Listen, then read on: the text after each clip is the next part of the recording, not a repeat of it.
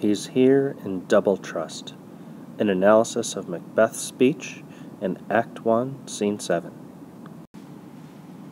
We're going to start by looking at Act 1, Scene 7, where Macbeth questions his own motives for killing King Duncan. I'm going to provide you this example so that you can do something similar for the passage that you've been assigned. Macbeth begins by considering how the assassination, should it commence, should be done. And he says, of course, that it should be done quickly, but only if that assassination can trammel up the consequence.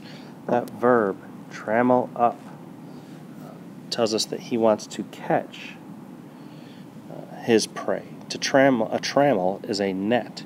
To trammel up is to net something up. So he wants to catch the consequence or complete the action of becoming king through this assassination. He wants the assassination to trammel up the consequence and catch success. Earlier in the play, Macbeth says that Malcolm, the Prince of Cumberland, is a step on which he must fall down or else o'erleap. Here again, he references jumping over. In this case, jumping over the bank and shoal of time, to jump the life to come, as if the river, or in this case, the water underneath the steeplechase runners, is the obstacle over which he must jump in order to become king. The life to come that he's jumping over is simply the life of a mere thane. If he can get rid of the king, perhaps he can jump over that life and have what he really wants. Macbeth's problem, of course, as Lady Macbeth has told us, is that he's too full of the milk of human kindness. He's concerned that if he is the one who teaches bloody instructions of murdering the king in order to have what he wants, those instructions will be taught right back to him, that they will return to plague the inventor, and that justice, this even-handed force, will give the poisoned chalice that he metaphorically gave to his own king back to him. Another reason Macbeth thinks that perhaps he should not murder his king is the king's presence in his castle as a guest and as a kinsman. In other words, he's here in double trust. Macbeth says that he is his kinsman. They are related in that they are both royal.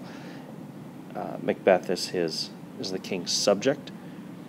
And then, of course, he is his host. And in both cases, whether host or kinsman or subject of the king, one should not murder the king, but instead shut the door against the murderer, not bear the knife myself, as he says. Another reason Macbeth hesitates is because Duncan, as a king, has been so great in his leadership, so meek in his faculties, and so clear in his great office. He's been a good king.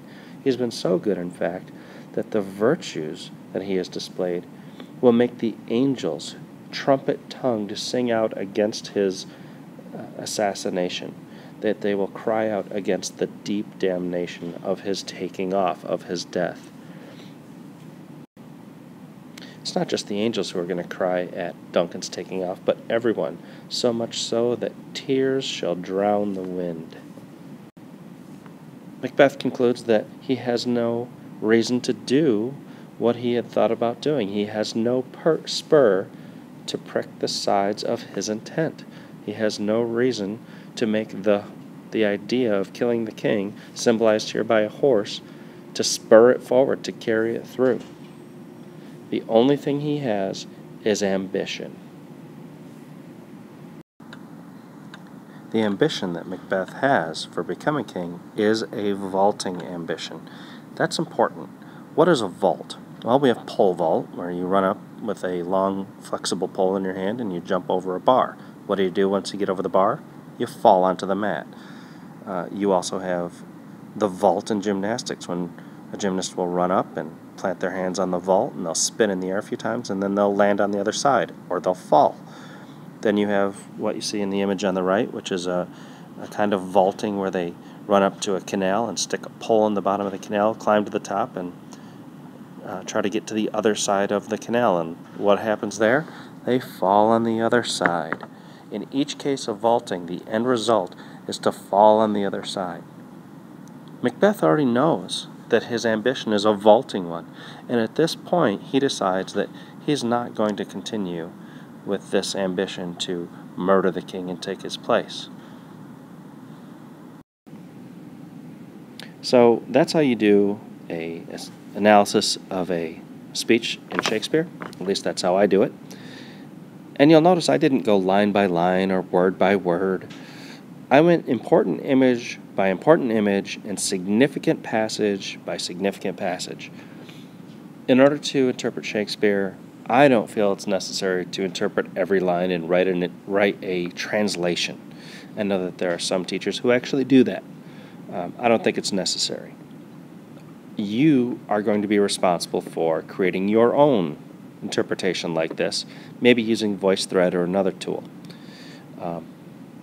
Use this as an example. Come back to this often so you can be reminded of, oh yeah, that's how he did that. I understand. I can do it like that. Or at least I can come close. Talk to you soon. Bye for now.